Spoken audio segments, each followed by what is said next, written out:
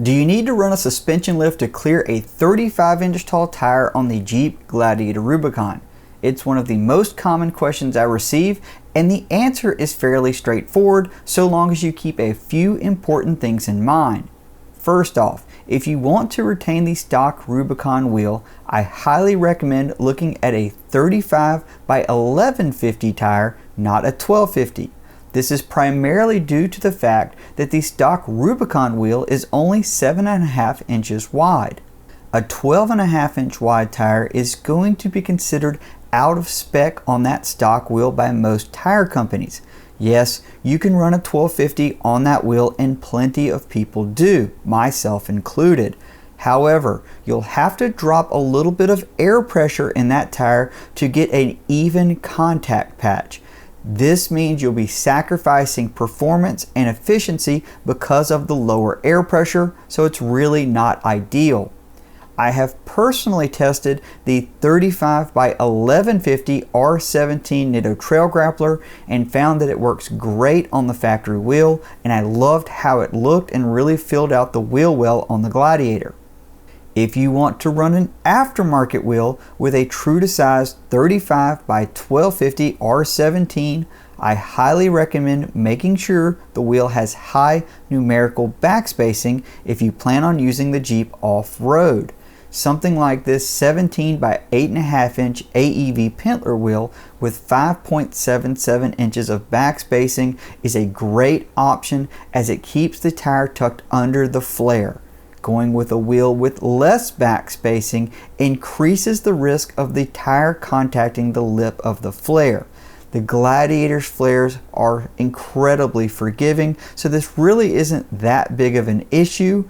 You can typically get away with as much as 4 3/4 inches of back spacing without too much trouble. Depending on if you go with a true to size 35 versus one of these smaller 35s will definitely make a difference on how much it rubs.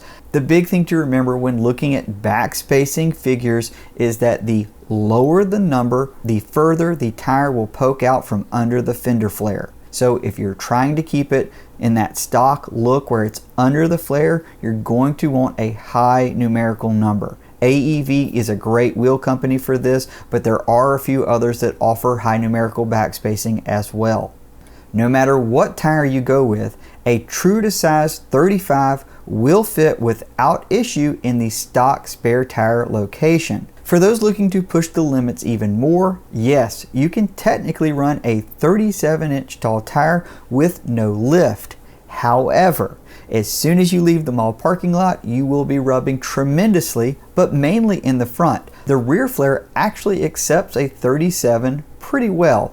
What you're seeing here is a 37 by 1250 Nitto Trail Grappler mounted on a AEV Bora Dual Sport wheel. This is a 17-inch wheel with 5.72 inches of back spacing, and as it's configured, you see it in the true beadlock configuration. So if you're thinking about moving up to a 37, you need to know that yes, you will need a lift. 37s and no lift will sort of work on the road, but will not work on the trail. Now, if you are moving up to a 35 for the first time, I highly recommend getting some sort of module or programmer that will allow you to input this new tire size into the Jeep. I'm using one from Z Automotive. It's called a Taser Mini. It's super easy to work with, and it allows me to calibrate properly for the tire size. This not only allows my 8-speed to shift a little bit more easily and get the shift points correct, but it gets my speedometer right where it needs to be. Now, I get at the end of the day, wheel choice or wheel upgrades a lot of times will come down to cosmetics. I get that, but I think it's worth noting that there is a reason that from the factory most wheels have a very numerically high amount of back spacing. The whole idea is to sort of preserve the ball joints and your front end components. Now, moving to a taller and wider tire, yes, you will need to move the tire outside of those factory specs just a little bit. Now, one of the things about the Rubicon that is a little different than other Gladiators that's worth keeping in mind, Rubicon axles are like max toe axles on the Gladiator in that they're a little bit wider than your Overland and Sport. So that's something to keep in mind when factoring all of this back spacing in. Now that I've tested this on a few different Gladiators with a variety of wheel offsets, I feel confident in saying that 35's and no lift on the Jeep Gladiator Rubicon works perfectly fine.